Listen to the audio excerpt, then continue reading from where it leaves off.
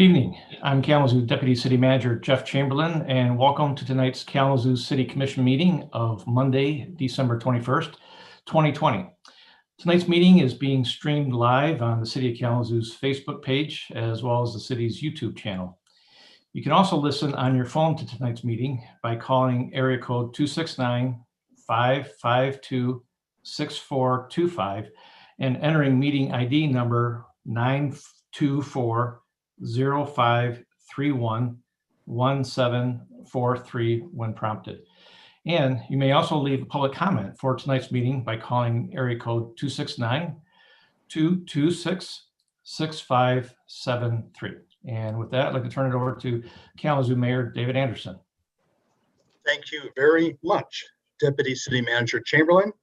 I think it's been a pleasure working with you over these last 9 months. If you have embraced your new job as voice of the City Commission Zoom meeting. So thank you for all that extra work you've been doing and getting us kicked off. So I am calling this Zoom meeting to order from Monday, December 21st, our last official meeting in this year that's been challenging all around 2020. So welcome. It's a pleasure to see all of you. And Clerk Borling, will you please call a roll? Commissioner Cunningham. Here in the great city of Kalamazoo, Michigan. Commissioner Hess. Here in Kalamazoo. Commissioner Knott. Here, Kalamazoo. Commissioner Pradle. Present in the city of Kalamazoo. Commissioner Urban. Here in Kalamazoo. Vice Mayor Griffin. Here in Kalamazoo. Mayor Anderson. Here in the city of Kalamazoo. So tonight we do not have an invocator for our opening ceremony. So we will proceed to the adoption of the agenda. Commissioners, you have before you the agenda for tonight's meeting. Are there any changes commissioners would like to see? Sorry. Commissioner Knott? Yes, I'd like to move item 13 off the consent agenda to the regular agenda. And just to confirm, item 13 is regarding the drop program, correct? Correct. City clerk? Yep. Thank you, Commissioner Knott. Any other changes? All right, next on our agenda is communications. City Manager Ritzman, do you have any communications for us this evening? Yes, Mayor Anderson, I want to turn this over to Commissioner Pradle, who has a special recognition to give this evening.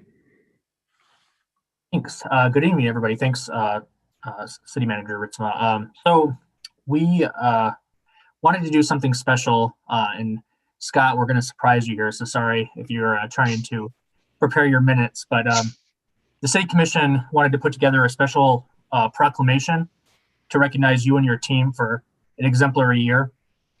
And it reads as follows.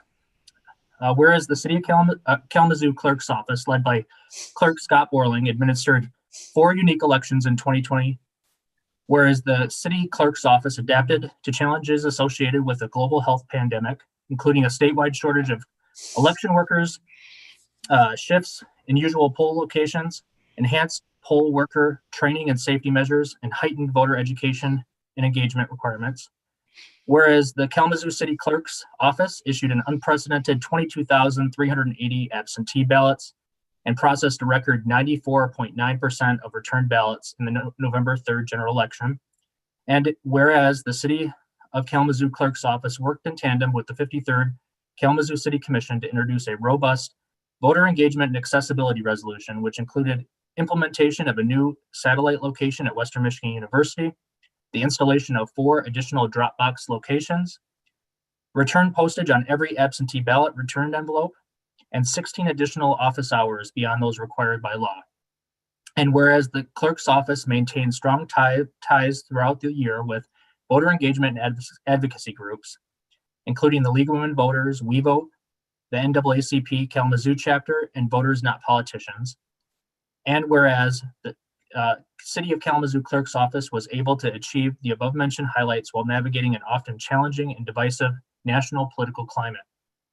Now, therefore, I, David F. Anderson, Mayor of the City of Kalamazoo and members of the 53rd City Commission, do hereby recognize the Kalamazoo City Clerk's Office for their contributions and service to the residents of the City of Kalamazoo.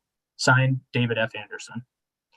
So we just wanted to share that with you and your team. We couldn't give it away to you, or else it would have ruined the surprise for you as well. But we really hope that you take the opportunity to share this with your team and make sure you each know, including you, know how much you are deeply, deeply appreciated during a very, very difficult, complex year. So thank you so much. Thank you, everyone. I really appreciate this, and I'm definitely accepting this on behalf of my staff and the many people who have made this happen and made this year go as well as it did, for the partners out in the community. I want to thank the City Commission for your support through all of this. Again, big shout out to my staff and all of our poll workers. And yes, so thank you very much. I am surprised. I didn't think we were going to be able to pull that off, Commissioner Pradel. Hard to surprise Scott. Hey, Commissioner Pradel, thank you so much for your assistance with this and making sure we did this also. I think this year, more than any year in my memory, has reminded all of us how important it is to have a functioning and credible vote counting and election system in this country. That's a foundational component of our life here together. And with people like Clerk Borling, we can be confident that that's going to happen locally here in the city. So very, very much appreciated. All the effort and your team. Mr. Mayor, I just also wanted to thank Tanessa from the City Manager's Office, and then also for Commissioner Hess as well for their help putting that together. So thank you guys for your help as well. Okay, thank you so much. So next is the opportunity for general public comments. DCM Chamberlain, do we have public comments? Yes, sir. We do have a couple. We'll go ahead with those. Hello, this is Chris Glasser calling from the East Side. This month, MLive reported that former KDPS chief Carrie Ann Thomas was fired and had not resigned as we were told in September. That means that Mayor David Anderson and other officials lied to the public when they said that she had resigned and was not forced out by the commission. Also reported by MLive was that for years, the City Commission has been holding small, private meetings in order to skirt the Open Meetings Act, which requires government deliberations to be done in public. Now, I've noticed in meetings that public comments tend to go unanswered. Citizens will come up, speak their concerns, and they are never mentioned or addressed by the mayor or commissioners. So I ask specifically tonight for the mayor and the commissioners to answer these questions. Why did you lie to the public regarding former Chief Carrie Ann Thomas? And don't you understand how this is a violation and breach of the public's trust and a violation of transparency? Thank you. Good evening. This is T.C. Custard, City of Kalamazoo. I am calling in concern of the recent article and news that was released on the behalf of Chief Thomas severance and the issue with her being fired and or retired. I understand that statements were released. However, it seems like the verbiage that was used is not feasible for the city, the residents of the city, and not within myself. It's hard to understand that for a person that's retiring without cause would still get a severance, although they're entitled to their pension.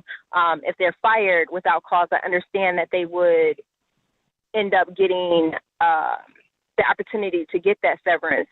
I also do understand that we have to uphold the contracts. However, it seems like there needs to be more released on this situation, as it's quite confusing to understand. And whatever conversation was taking place between City Manager Ritzema and Chief Thomas, I feel like City Manager Ritzema needs to make a statement. It's hard to build accountability and gain more trust within the City of Kalamazoo and the residents when it seems like that we're trying to cover up or misconstrue facts in the release of things, especially considering the summer that we've had surrounding Chief Thomas' leadership as well as City Manager Ritzema. I look forward to gaining more information and or possibly even a press release concerning this matter, as I know that the severance is something that is not sitting well with not just myself, but other residents of the city, as well as just possible information surrounding if she was fired or if she retired. It just seems like there is some confusion around that. So I look forward to an update. Thank you. Jeff Messer, city resident. Right now is an excellent time for the City Commission to completely repeal all ordinances that prohibit pedestrians from consuming alcohol in parks and other public spaces. The proposal before you tonight is not about whether or not spirits may be consumed in city parks, because that is already permitted under certain conditions. For example, the Thursday evening concerts in the park during summer 2017, when the Arts Council sold beer in Bronson Park. Another example, Sunday Bronson Park concerts in the park in summer 2018, when people were permitted to bring and consume their own beer up to 72 ounces. The proposal before you tonight is whether to expand these exceptions to the prohibition. Rather than picking winners and losers among liquor purveyors and their customers, the City Commission should just repeal all prohibitions. The proposal before you tonight discriminates among sellers of spirits and their customers based on silly distinctions like the type of container the beer is consumed out of. To the extent that the existing ordinances are enforced by the police, the enforcement is executed against the most disadvantaged members of our community. At best, a nicely dressed person will get a tepid verbal warning from a law enforcement officer, warning, while a person who doesn't look as nice will get surrounded by 5 police officers and issued a misdemeanor criminal citation. So please stop treating some citizens better than others and just completely repeal all city ordinances that prohibit consumption of alcohol in public spaces. Thank you. Mr. Mayor, that was the last public comment. Thank you very much, Deputy City Manager Chamberlain. I appreciate that. Next on our agenda is the consent agenda. City Manager Ritzema. So we have 15 items on the consent, including one that was pulled. So the first item is approval of a 3-month contract extension with Aetna Supply Company for the purchase of miscellaneous water inventory in the amount of $243,092.60. Next is the approval of a contract with the Michigan Department of Transportation from the Howard Street Pathway Project in the amount of $359,797.51. Next is the approval of a 1-year term contract extension for gasoline and diesel fuel with Kalamazoo Oil Incorporated for an amount not to exceed $600,000. Next is the approval of a contract with SWT Excavating Incorporated for the 2021 new water service installation project in the amount of $696,918.98. Next is the approval of a 1-year contract extension with the Michigan Municipal Risk Management Authority through IBEX Insurance Agency for property and casualty insurance, annual premium, and member loss fund deposit for an amount not to exceed $995,265. Next is the approval of a contract with Balkama Excavating Incorporated for the 2020 and 2021 miscellaneous water work project in the amount of $1,066,969.35. Next is the first reading of an ordinance to rezone 902, 912, and 920 West North Street and 715 Woodward Street to Live Work 1 from residential multiple family RM15 and schedule a public hearing for January 4th, 2021. Next is the adoption of a resolution setting a public hearing for January 4, 2021 to consider the proposed fiscal year 2021 budget for the city of Kalamazoo. Next is the adoption of a resolution setting a public hearing for January 4, 2021 to adopt the 2019 through 2023 Consolidated Plan and the 2019 Action Plan substantial amendments as required by the U.S. Department of Housing and Urban Development. Next is the adoption of a resolution setting the schedule of regular city commission meetings for the 2021 calendar year. Next is the approval of an administrative consent order with the Michigan Department of Environment, Great Lakes, and Energy for drinking water improvements and the associated compliance schedule. Next is the approval of a renewal agreement with Life EMS Ambulance as the city's designated advanced life support provider. Next is the approval of a recommendation to the Kalamazoo County Board of Commissioners that Kurt Artema be reappointed as one of the 3 city representatives on the Central County Transportation Authority. And finally, the approval of the following appointments to the Zoning Board of Appeals. First, the appointment of Remy Harrington for a term expiring on March 31, 2022, and the appointment of Jeremy Turpening as an alternate member for a term expiring on March 31, 2022. Thank you, City Manager Ritzma. So commissioners, the requested action is to approve items 1 through 12 and 14 and 15. Is there a motion? So moved. Motion made by Commissioner Cunningham, supported by Commissioner Hess. Scott Borling, will you please call the roll? Commissioner Hess, Yes. Commissioner Knott, Yes. Commissioner Pradle, Yes, except for an abstention on number 9 on the consent agenda on grounds of my employer. Commissioner Urban, Yes. Vice Mayor Griffin, Yes. Mayor Anderson, Yes. Commissioner Cunningham. Yes. Thank you, commissioners. The motion, the items on the consent agenda are approved. So now we have 2 items on our regular agenda. The first item I'll give to you, Manager Ritzman. Approval of David Boyson's election to enter the Deferred Retirement Option Plan. Thank you, Commissioner Knott. Is this the time when I talk about why I pulled it, or I don't, it's been Sure. a minute. So to my colleagues, I pulled this item because for the last couple of days, we've been fielding questions from constituents as it relates to public safety.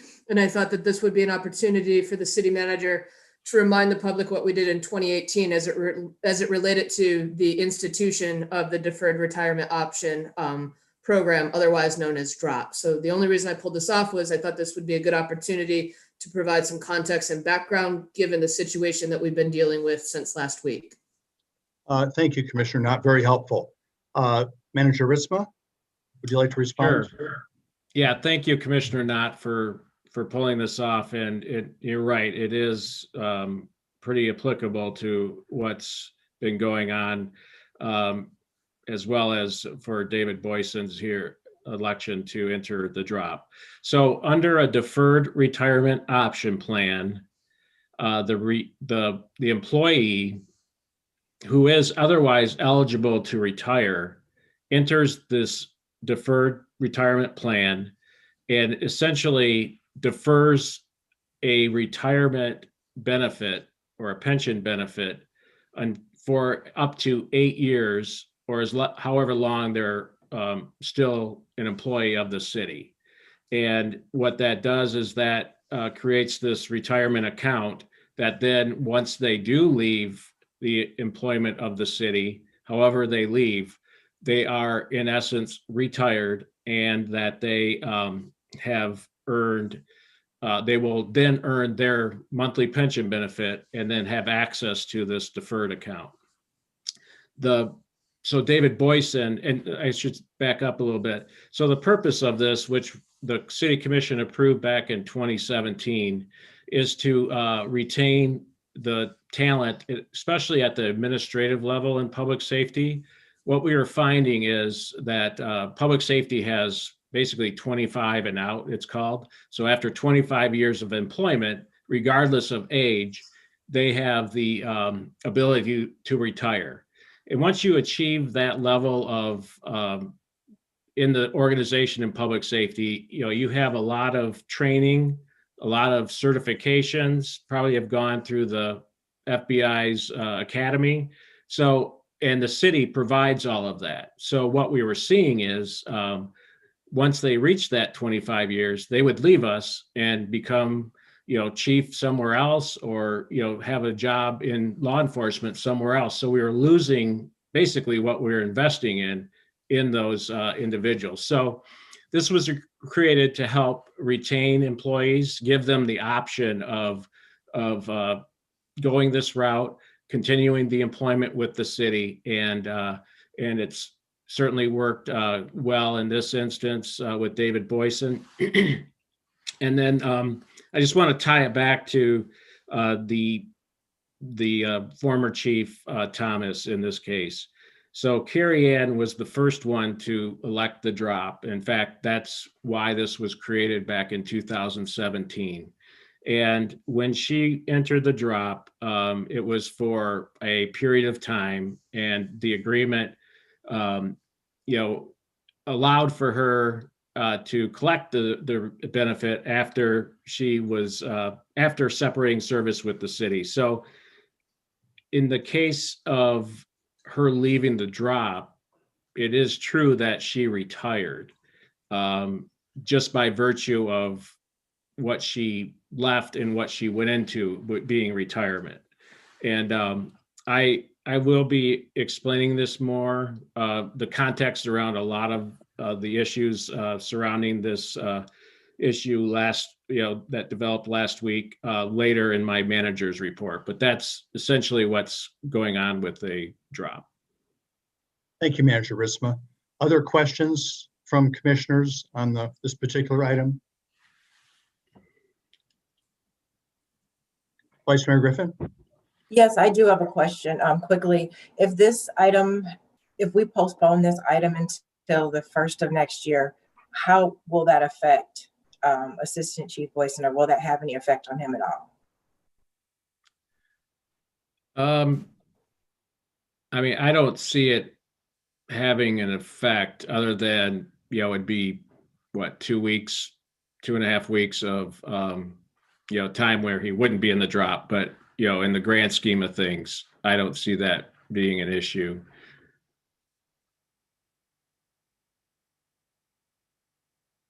Any other questions, thoughts, or discussion? Yeah, Commissioner Hess. No question, but just gratitude to Assistant Chief Boyson for being willing to serve post-retirement. So Thanks so much, Commissioner Hess. If there's no other discussion, then Clerk Borland, will you please call the roll? Oh, I'm sorry. I don't think it's been motioned.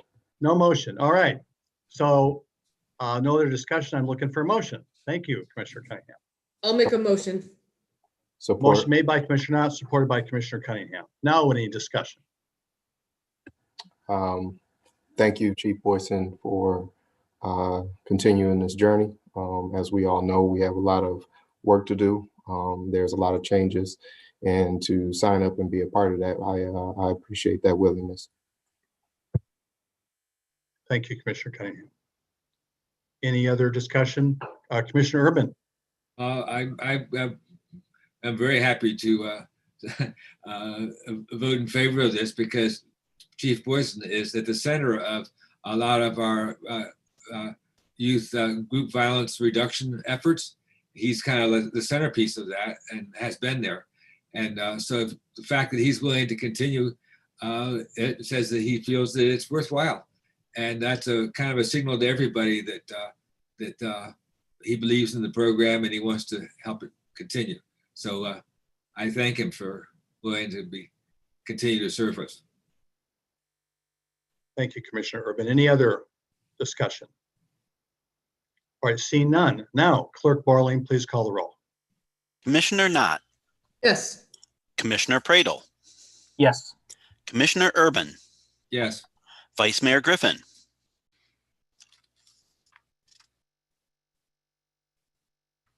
Yes, however, I would have preferred to wait until further clarification. I just want that to be noted. Mayor Anderson, Yes. Commissioner Cunningham, Yes. Commissioner Hess. Yes. Thank you so much, Commissioners. The motion passes. Now our second item on the regular agenda, Manager Ritzma. Adoption of an ordinance to amend chapters 22 and 33 of the Kalamazoo City Code to permit consumption of alcoholic beverages in public places and parks. So thank you, Manager Ritzma. Is there a report on this item? No, Your Honor. All right then. So Commissioners, are there any questions for staff at this time? Commissioner Urban? Yeah, it's not clear to me in the resolution that the Bronson Park area is included in the expanded zone. That there was some question about that from the Parks Department. And is that matter still something that can be decided administratively subsequently, or is that something part of this? Is that included in this resolution? So I would ask Attorney Robinson to speak to the ordinance changes, and we do have Andrew Hahn from Kalamazoo Downtown Partnership on the Zoom here as well to answer any questions. Attorney Robinson, anything helpful for this?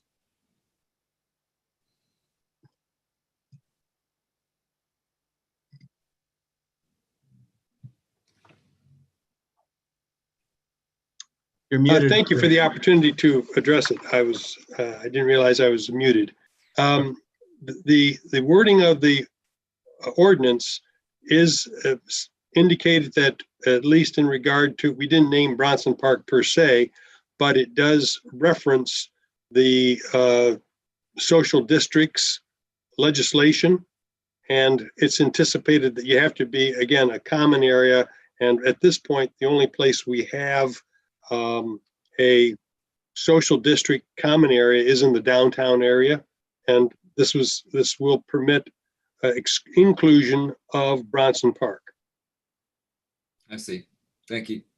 And again, there's two sections of the city code that address drinking in parks, and both of the sections are being amended to accommodate a social district commons area as permitted by Public Act 124 of this past year. Thank you, Attorney Robinson. Any other questions for staff? So, yeah, Commissioner Knott. All right, and to be clear, in a social district common area, you can only consume alcohol that's been purchased from a designated business downtown, correct? That is correct. And again, it has to be specifically marked plastic container of, I think, no more than 16 ounces.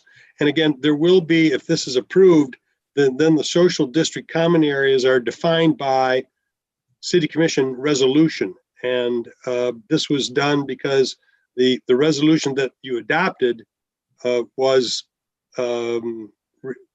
including Bronson Park was contingent upon this ordinance getting adopted. I'll have to go back to see whether or not by adopting this ordinance that Bronson Park is automatically included. I think that was our intent, or whether there's going to be the necessity for additional action. But my recollection is that the resolution to expand the social districts made inclusion of Bronson Park contingent upon the adoption of an ordinance. So it is my interpretation, with the adoption of this ordinance and it going into effect 10 days from tonight, that would permit the social districts and drinking in Bronson Park. So basically on New Year's Eve. Thank you, Attorney Robinson. Clerk Borling, did you have something to add? Yeah, I just wanted to add that I have that language in front of me in the ordinance that the commission adopted on November 16th. Language was added by the commission so that it now says, be it further resolved that the commons area shall be expanded to include Bronson Park at such time as city ordinance allows for it. Thank you, Clerk Borling. Any other questions for staff on this? So Okay. Before we get into discussion, but you have questions for staff? I'm sorry, Commissioner Hess. Yes, I have a question for Andrew Hahn about the effect of the resolution on the ordinance on the 16th of November, and how that's affected what he sees and what you see happening downtown, and if indeed this would make a difference in the business of our current central city.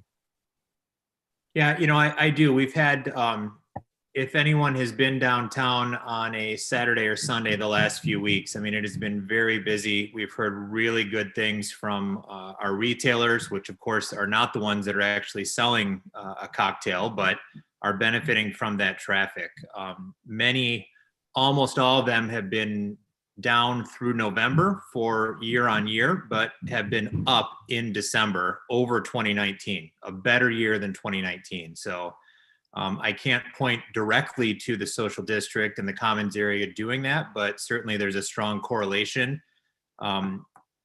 We're seeing a ton of families downtown, and we know a lot of those families like to go into the park. So certainly see it as a benefit. I would be hesitant to put a dollar value on it. We have not seen an uptick in any sort of nuisance activity or issues with litter or anything like that. So certainly we're prepared to address that if we do, but it's been very well received and I think much appreciated by the businesses.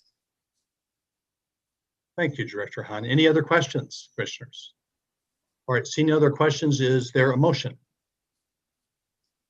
Did I miss you, Commissioner Knott? I'm sorry.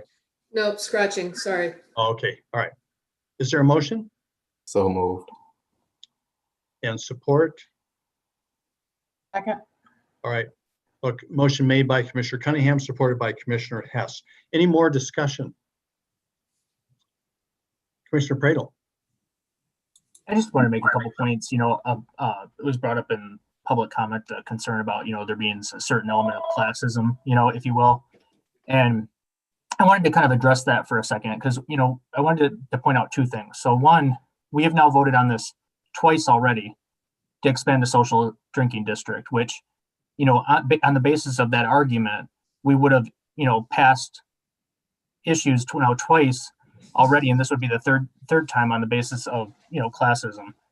And the second thing I was going to mention as well is that, I think it's important to also note that in terms of who this is directly meant to impact, obviously we've heard a number of people talk about the impact on on business owners, but keep in mind as well, those people who are going to be grossly disproportionately impacted and who, in large numbers would be effectively unemployed if businesses would close are predominantly individuals who have been struggling paycheck to paycheck during this pandemic. And they're probably the people who've been most adversely impacted throughout the pandemic. So if we're going to make this an issue about classism and, wage disparities or whether people are have incomes or not, effectively, this is one more step to help support the businesses that are going to keep people employed to make sure that people have the incomes to spend. And, to add on to that as well is there is no free legal alcohol. So if somebody has alcohol in their hands, it was purchased from somewhere. And whether that's obtained from somebody else, there is no free alcohol. So, I just wanted to point that out and make sure to kind of lift that up, that point as well, that, my heart is in this because I'm thinking about the employees of the businesses and the small business owners who every day are lingering on the cusp of losing their jobs and losing their business they poured their heart into. So thank you. Thank you, Commissioner Pradel. Any other discussion on this, Commissioner Cunningham? Thank you, Your Honor. For me, I am, I don't want to feel as if we are normalizing alcohol. But I think that we are in extraordinary times and it takes extraordinary measures. And I'm not saying that this specific instance is an extraordinary measure, but I will say the little things count. As Mr. Hahn mentioned, we've seen an uptick of individuals going downtown to enjoy the scenery and this place and space down there. And that I will say, I think that the fact that we have more Christmas lights, brings a flair to our downtown, and something as simple as that is becoming an attraction and developing, a want to be a part of our downtown community. So I appreciate that honor. I appreciate the creativity that we're using to expand this zoning. But I also want to say that these are the type of things that we need to continuously put on the table to have a discussion. I mean, even whether we like it or dislike it, that'll be decided by, us. But at the end of the day, it's a principle that we're having the conversation. Thank you, Commissioner Cunningham, and I will definitely give you credit there when it comes to the number of Christmas lights and our hopefully ever increasing number of Christmas lights. So a tip of the Christmas hat to you for that. Did I see Commissioner Knott? I'll just quickly add, I think I spoke about this 2 weeks ago. Without Mr. Hahn having any data, I don't know if this is going to be what makes or breaks any of the restaurants or businesses downtown. I will be voting in support of this measure this evening. But again, the call to action is the Congress just passed a nail biter, right? Finally, COVID relief bill that does not include any state or local assistance. And so that's where the real money is. And that's what we need to be doing, is advocating and putting pressure on Fred Upton and other members that actually can have an impact, so that we're having money come back into the state of Michigan that will then come back into Kalamazoo, that provides real and meaningful relief to restaurants and to other small businesses that are impacted by this pandemic. So just want to remind you that this is a good measure, and it's going to make some people feel good. But I don't know if this is going to stop the bleeding that's occurring downtown. Thank you, Commissioner Knott. Any other discussion on this topic? Commissioner Urban.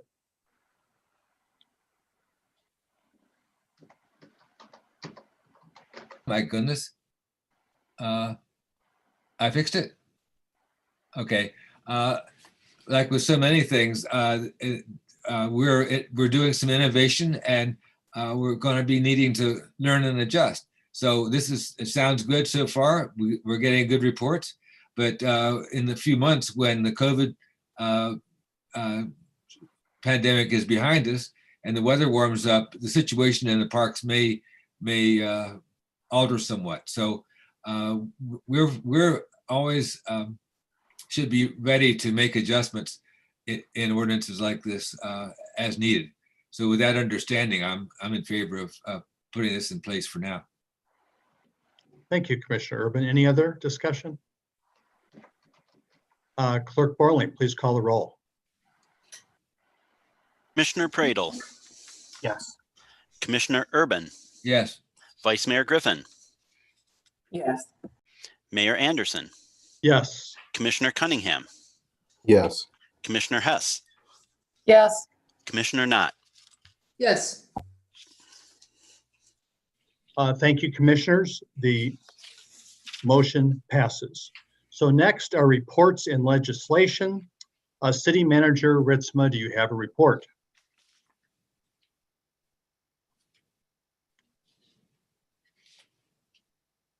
Muted, Manager Ritzma.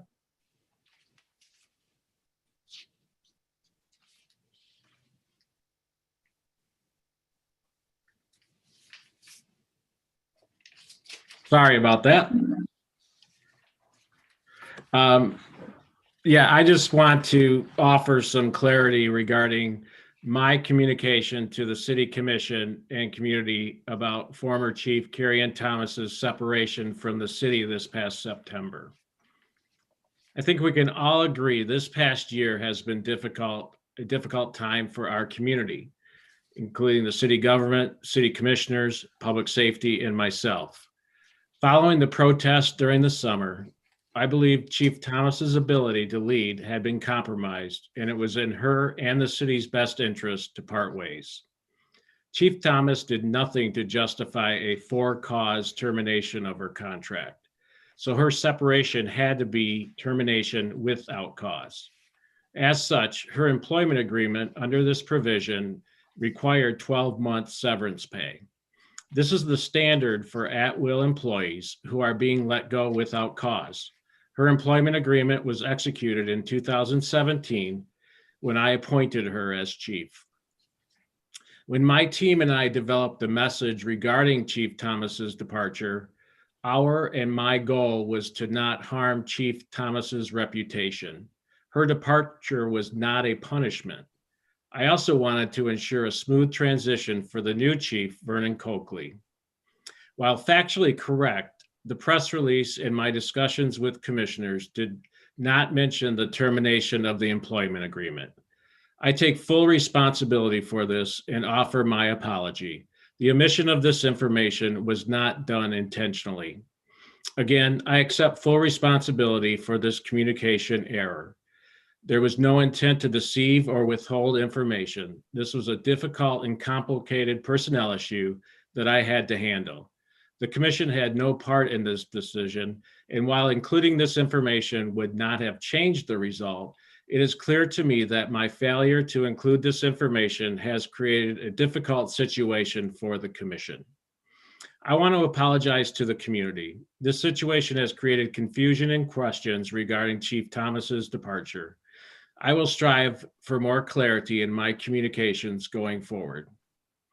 Trust is a key ingredient of a healthy city commission and city manager relationship. If any of you on the commission or in the community feel I violated this trust, I apologize. Again, I had no intentions of covering up anything, but I did fail in communicating clearly my intentions. I acknowledge that it is my responsibility as your city manager to have provided more clear and complete information. You have my assurance that I will live up to this responsibility. That concludes my comments. Thank you, Manager Risman. Right, then at this, Commissioner Urban? I just wondered if there's anyone who has any comments to make at this point, because I have a motion I'd like to introduce, but I don't want to jump over anybody else who has things that they may want to ask or say in response to city manager's statement. Okay, thank you, Commissioner Urban. Go ahead, Commissioner Urban. Okay, well, I'd like to move the following. I'm going to read this. You all have a copy of it, so it's hopefully you've had a chance to digest it. It's my attempt to kind of provide an overview of the situation and somewhat of a resolution for going forward. So here's the motion. I move that the commission accept City Manager Ritzma's explanation of the mechanics of Captain Thomas's termination, recognizing that the details of it are allowed within her employment contract with the city and therefore a matter of manager-employee relationship. We, as a commission, are enjoined by our city charter from interfering with that. Included in this motion is the understanding that for creative and effective governance to take place, the city commission must be kept thoroughly informed in a timely manner on all sensitive issues. This was one of them. And the city manager has just told us that this did not take place in this instance. He has just finished publicly apologizing for that. Going forward, we affirm that as a commission, we seek to and expect clarity to be provided to us in a timely manner on all sensitive matters involving public trust. We, for our part, commit to keeping confidential what is properly kept confidential, and the city's attorney's opinion will be sought if needed. And for matters that are to be made public, the city commissioners will be guided by their good judgment and by the advice of the city's public information officer. So that is a motion that you're making? Yeah, it's a motion of acceptance of City Manager Ritzma's statement and apologies. All right. Is there support for that motion? I'll support that with a change of language to Chief Thomas's from Captain Thomas. Oh, thank you. Okay. The mover accepts that change. So we don't have to do the amending thing here. All right. I saw a couple of hands go up on that, but discussion. Vice Mayor Griffin. While I appreciate the motion, I do not support it. And I'll leave my comments for the rest of this outside of this motion, but I do appreciate it, but no, I don't support it. Thank you, Vice Mayor Griffin. Any other discussion on this motion?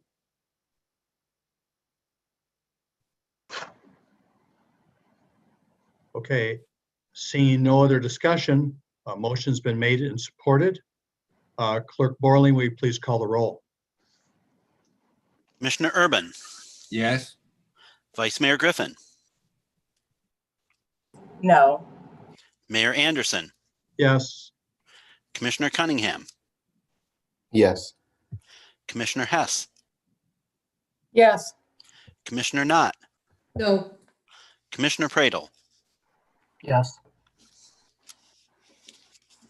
Thank you, Commissioners. The motion passes. Now we are down to the portion of our agenda when it's the opportunity for Commissioner comments. Commissioner Urban. Well, yeah, I do have a comment. It seems like I'm doing all the talking here, but I had prepared something that I'd like to read, that mainly to help explain to the public a few things that they may be a little unclear about. For example, this business of for-cause employees and at-will employees. So I'm going to just, I'll just say that I've learned that I am not very coherent when I speak off the cuff. So I took the time to prepare something that I'm going to read. And so it's going to sound like it's being read. But believe me, it's going to be shorter and more understandable than it usually is. So here we go. So this is,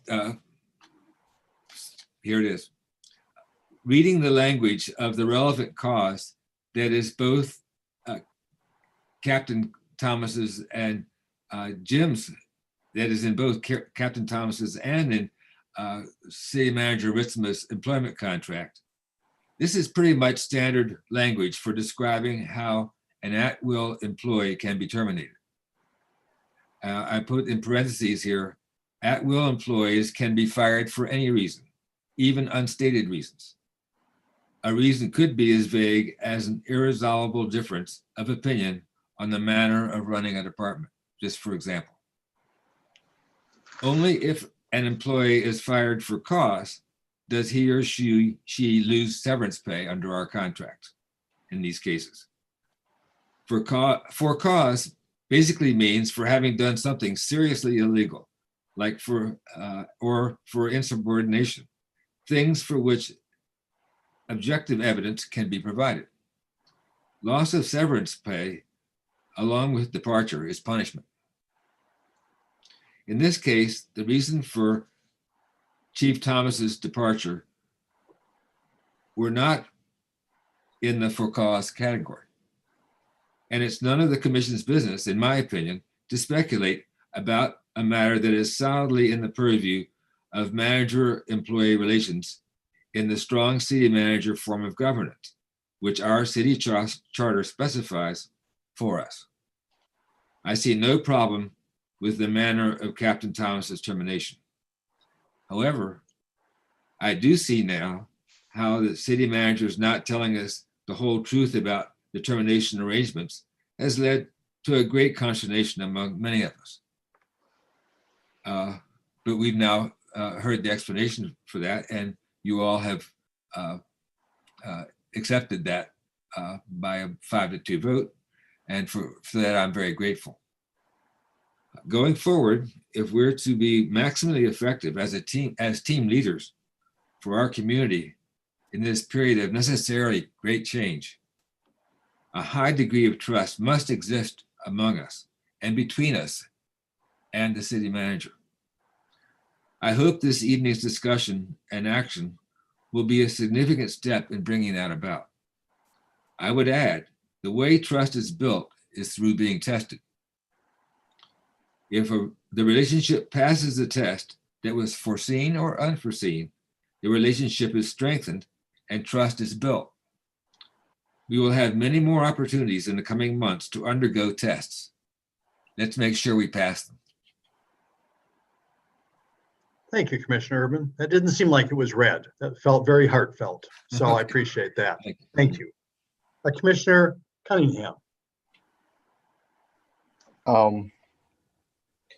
So, I don't want to negate the severity of what we just had discussion on. We didn't receive an apology from our city manager because he just did everything within, his realm of power. I think the reality is that, we as a city administration have been continuously struggling with trust within the community. And that is one of the most important things that we need to cherish as a city commission, as a city administration, is the trust that we build and the trust that we have or the trust that we don't have within the community. I can honestly say that I had no idea that there was a termination of contract. To my knowledge, my only understanding was that she retired. And to my understanding, and maybe this is on me, where I should have looked deeper into the process, to my understanding is that she just received a severance for retiring. And I assume that was contractual, however that may be. So to the community, the most important piece here is an admittance to what took place, for which we have. The other piece is, how do we ensure that this doesn't happen again? And we can only do that by asking the question of ourselves, do we trust our city manager to execute these expectations and this job description moving forward? I will say yes. That is my feelings, and those are my thoughts. The other component that I think, has to be answered, another question that I think is very important to the discussion is, if this takes place again, how will we respond?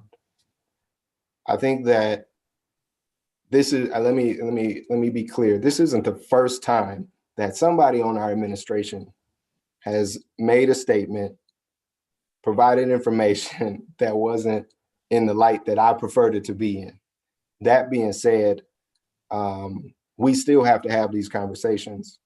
It is very unfortunate that, as electeds, we don't have the opportunity to go behind closed doors and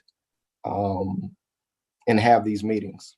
These are things that have to be done in public. And I appreciate, once again, those in the community who work diligently to pull this information out. I was definitely blindsided. It definitely caused some mistrust, but I do believe that our city manager has the ability to move forward, building that trust back up with trust. Let me rephrase. I do trust him. I do believe he was sincere in his apology. But I have to be honest with you, city manager. This one definitely, yeah, it took me by surprise. It was, like I said, I just have to be forthright in saying that it took me by surprise. That being said, we have the holidays coming up. There are a lot of individuals who lost their loved ones this year in a million different ways. We know that the pandemic ravaged our communities in ways that we've never seen, I've never seen. And so find a way to love. We're in this situation where we have to be distant. Find a way to be unique in sharing love. And I'm not sure what that looks like. I think it looks differently for everybody out there. But I definitely want to encourage our community to look forward to the new year. I also wanted to piggyback on what Commissioner Knott mentioned. It is very unfortunate that our government is operating in the manner that it has been operating and has been doing it consistently for years. This is unacceptable. The fact that it took this long to come up with some form of relief. This isn't even, I don't even know if you wouldn't call it a stimulus, you wouldn't call it, I don't even know what you call this. And what they came up with, I still think is beyond unacceptable. So I will stand with you, Commissioner Knott.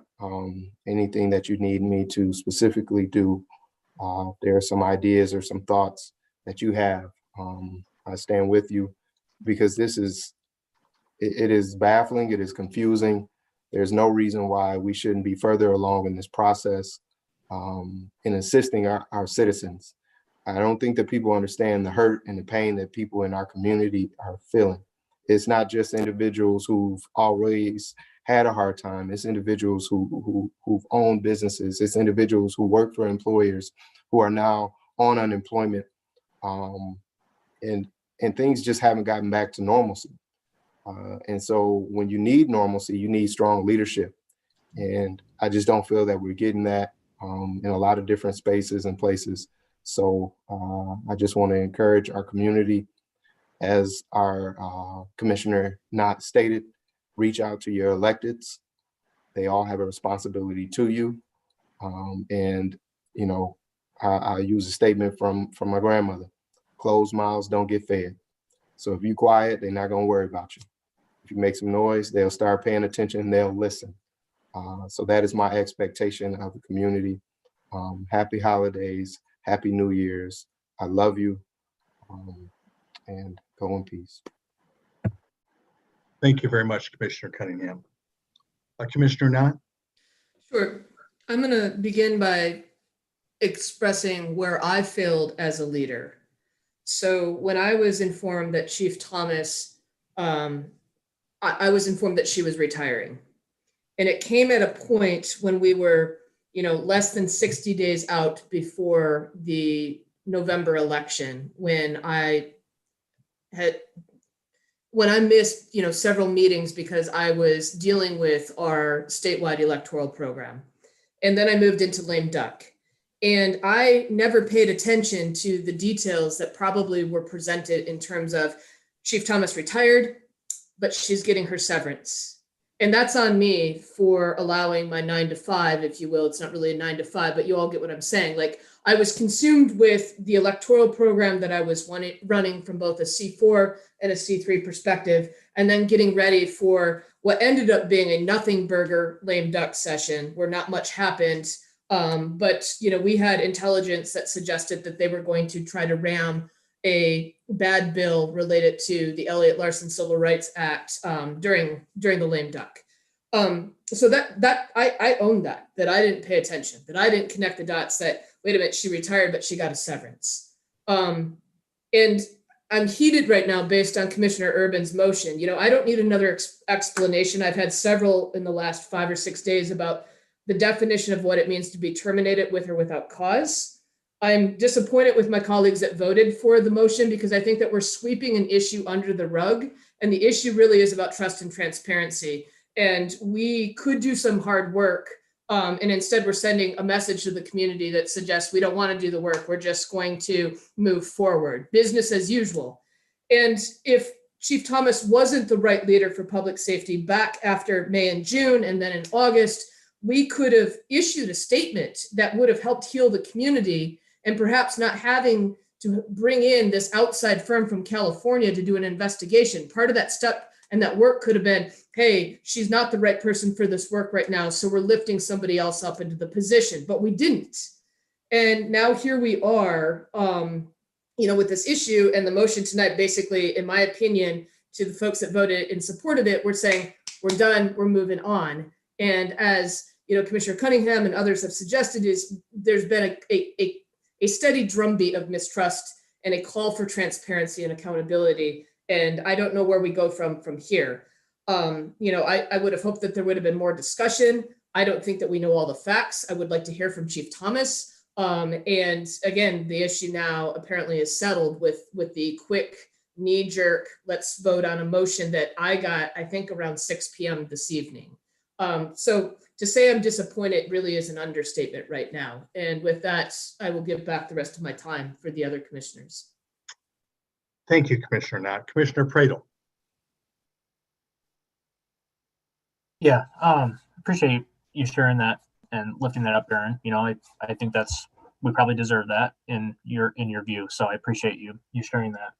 What I was going to say is that the part that's been frustrating me the last week or so is just the fact that there's some honest to God real big problems that we as a community that we're facing. And the thing that frustrates me the most about when these situations come up is that we're then devoting a significant amount of bandwidth, having to juggle consuming everything and making decisions and thinking how you're going to do things while you're trying to figure out how to solve real problems. And that's the unfortunate, frustrating thing about when these things come up is that you're missing out on the opportunity to focus on the things that we really should be focusing on.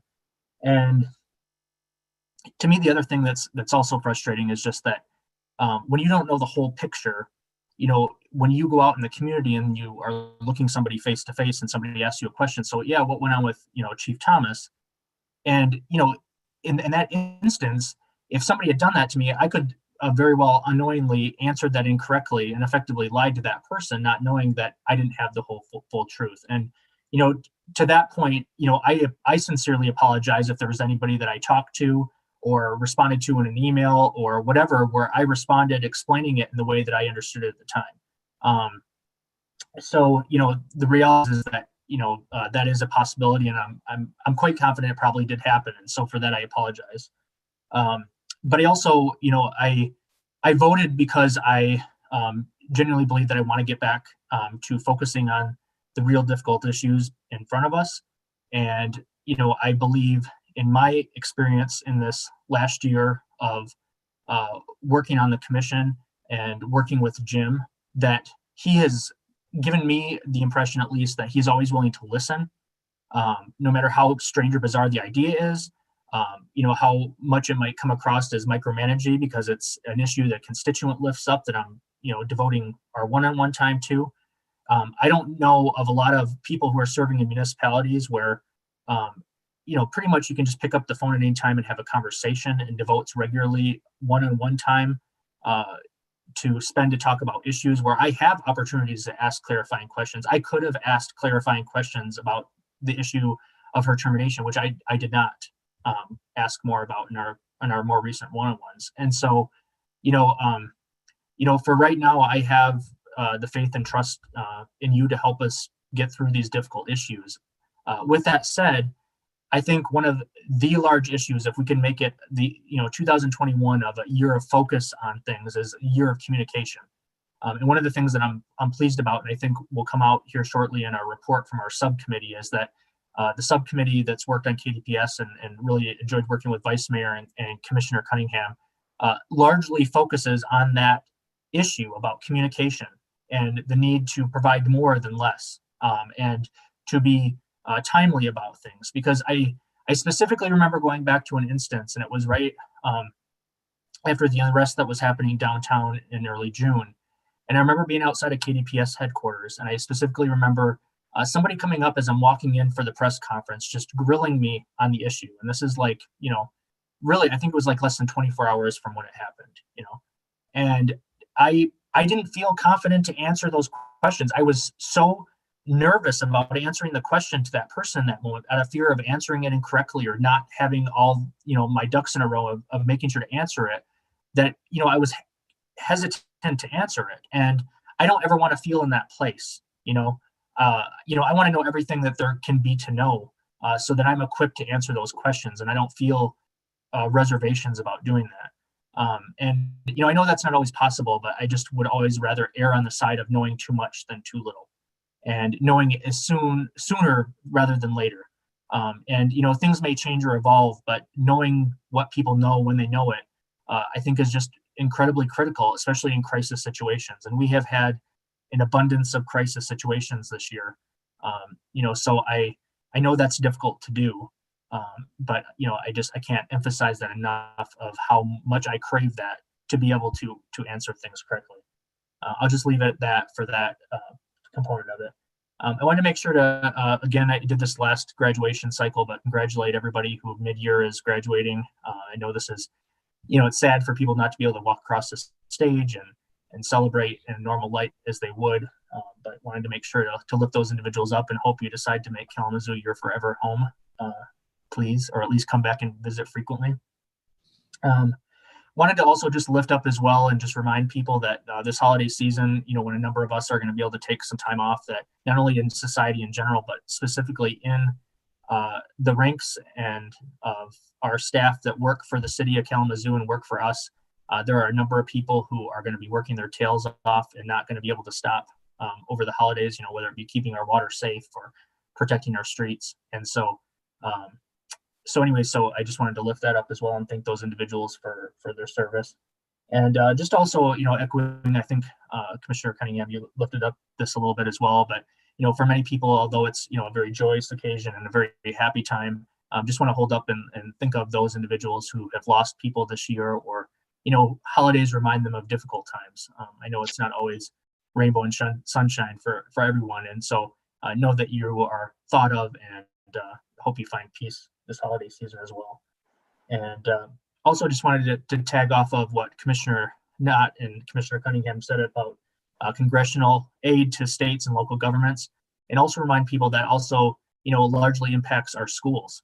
And one of the things I was reading in one of the articles about the aid to state and local governments as well, is that one of the largest segments of unemployed individuals are people in government positions, and that largely is the largest segment of that are people in our public school system, and so nationwide. And so please keep that in mind when you think about writing to your legislators and advocating for support, because not all local governments have a foundation for excellence to help support their general fund and support special aspirational initiatives. And obviously it will impact us, but the state of Michigan will be largely impacted. Many other municipalities will be largely impacted. So please keep that in mind. So thank you, and have a happy holidays, everyone.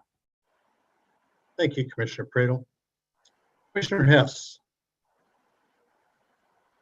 I just have to say, I appreciate my fellow commissioners so much for your rich thought and willingness to lift up these issues.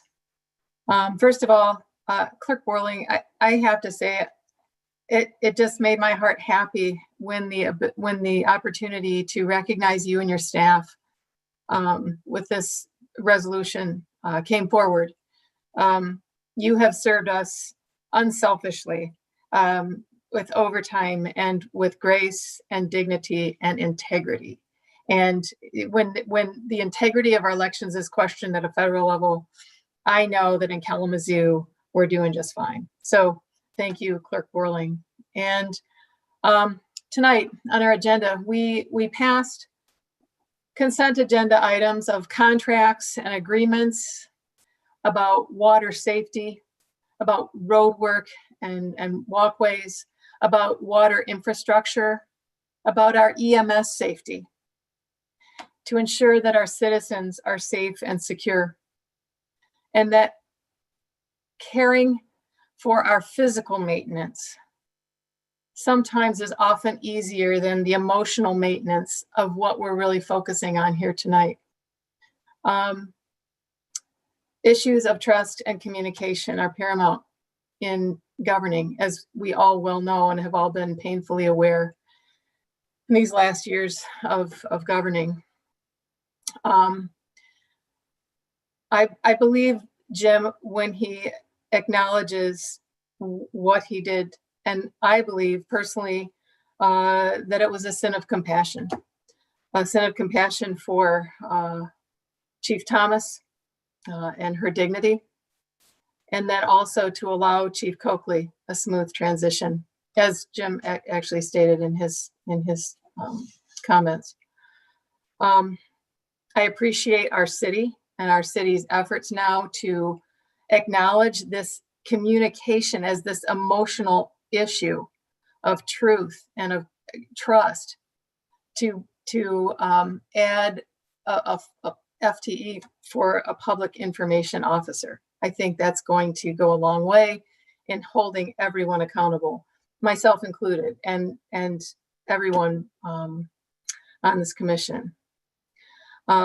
Like Chris, I hope we can return to our focus to the needs of the city, addresses and causes and cures of our gun violence epidemic, creating affordable housing, caring for our citizens in the midst of a pandemic, recognizing and hoping that our healthcare workers can make it through unscathed.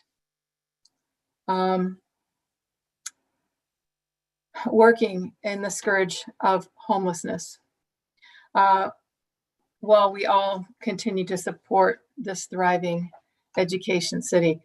For those who are, I've heard a lot from people regarding the encampments, and I want to let you know, and they did not know about our continuum of care here in Kalamazoo. So just so you know, I want to put out, if you want to volunteer on behalf of those who are homeless, contact COC at uwbckr.org to learn more and get connected. Continuum of Care in Kalamazoo believes that ending homelessness in our community will take many hands. And go ahead, if you want to volunteer, get with them. But more information on the on the continuum of care can be found at changethestory.org. And most importantly, in this time of anxiety, angst, really difficult transition time for all of us. If you or someone you know is experiencing homelessness, housing instability, or crisis, dial 211 or visit griffin.org for housing resources and referrals. So therefore, on this solstice, this longest night of the year, let us rejoice in our great diversity here in Kalamazoo and all of our seasonal celebrations. Hag Hanukkah Sameach. Happy solstice, Merry Christmas, Happy Kwanzaa, and a very happy new year to everyone in Kalamazoo. I will leave you with Dorothy Young's vision that was in her program from her funeral. Her vision is a community united for social justice, equal opportunity, and prosperity for all. And that is my New Year's wish for Kalamazoo. Thank you. Thank you very much, Commissioner Hess. Vice Mayor Griffin. If truth can't get the job done, then we don't need it. And that just goes for anything. And so I want to start off by saying that, no, I was not aware that Chief Thomas had been terminated. I was told, like everyone else, shortly before the rest of the community was, that she had retired or she had stepped down.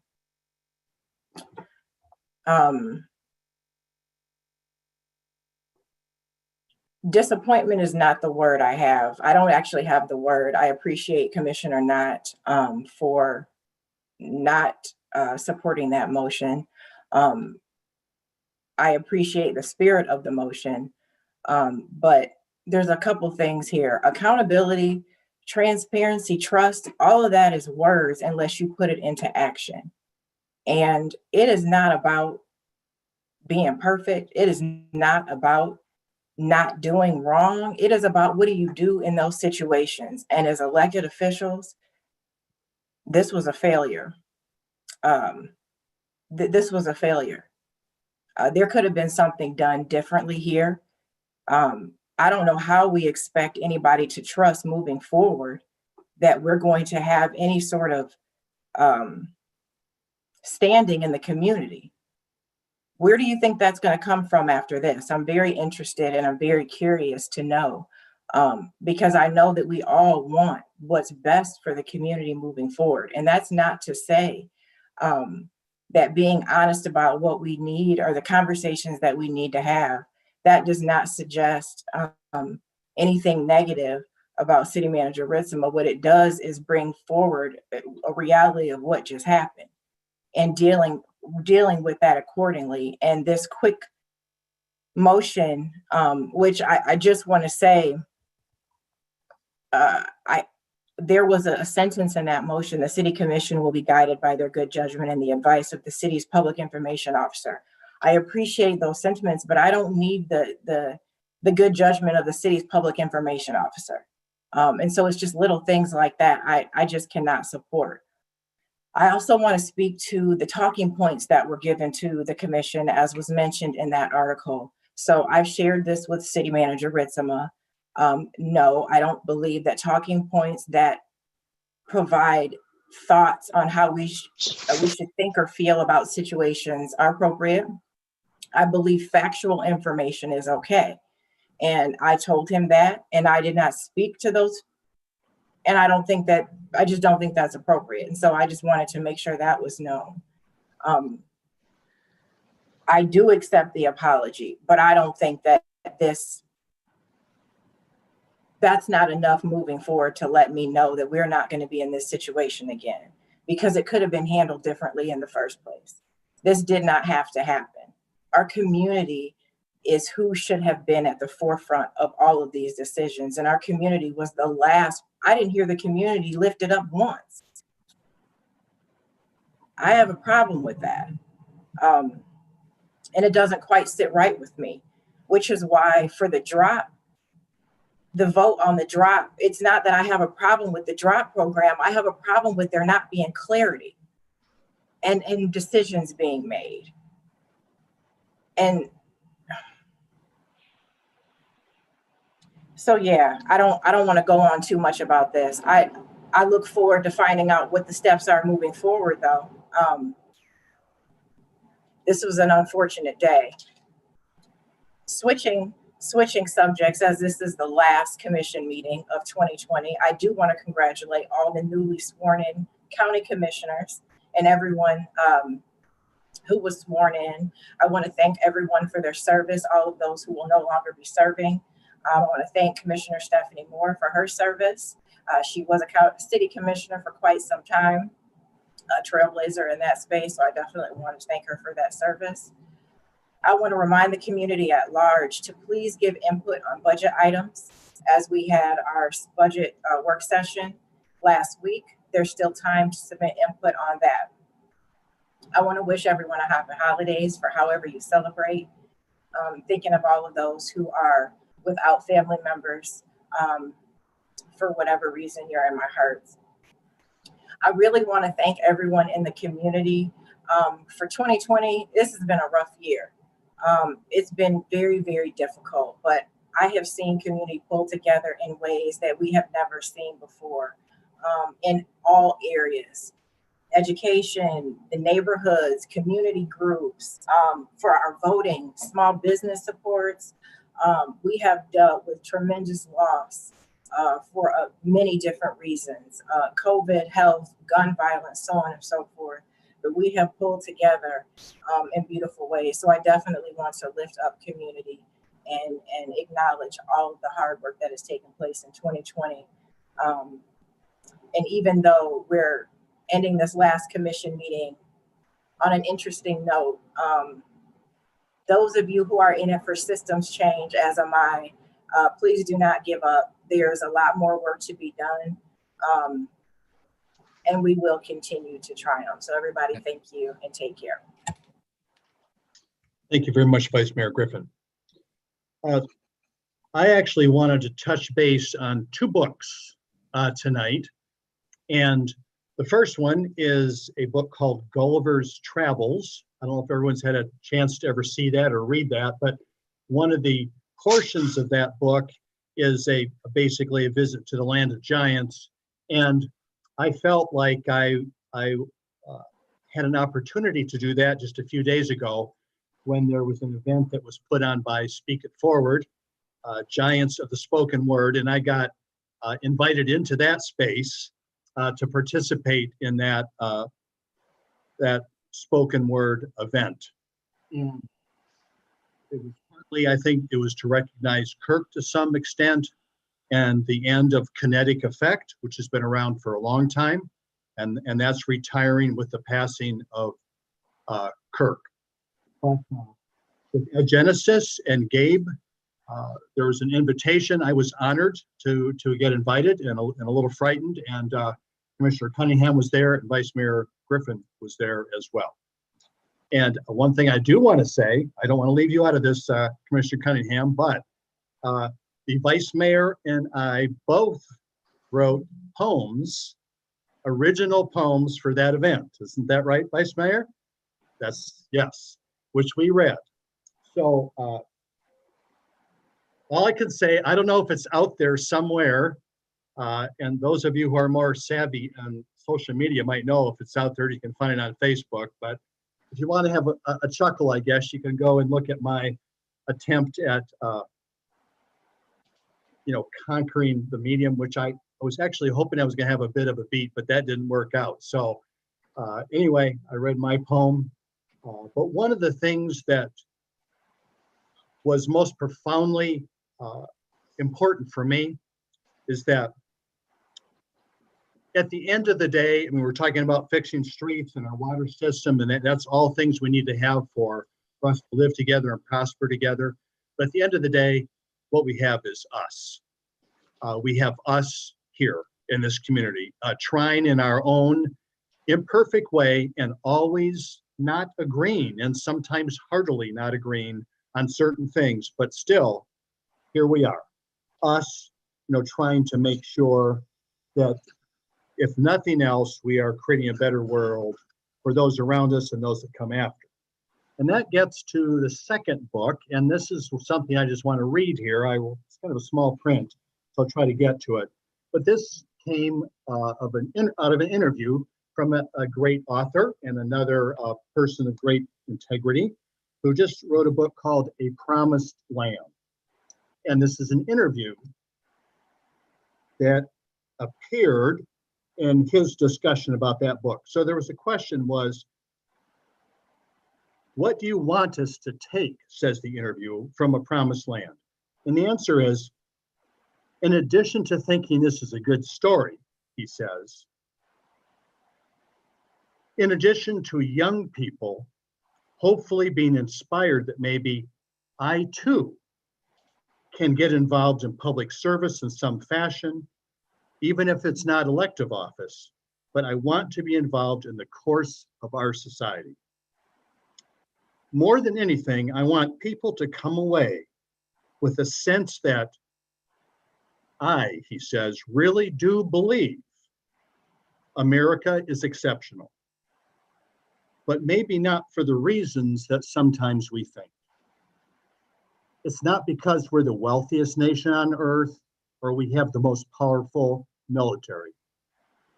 And it's because uniquely among the great powers throughout history, we are not only a democracy, but we are a multiracial, multi-ethnic democracy.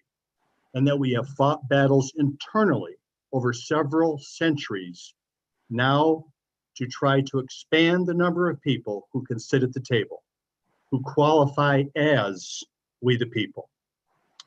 Black folks and poor folks and women and the LGBTQ community and immigrants, if we can make that work, if we can learn to embrace a common creed and respect each other and treat every child in our care with regard and concern, then that is what makes us a shining city on a hill. That's the example that the world looks for. The American idea is worth preserving. Best wishes to everybody in this coming holiday season.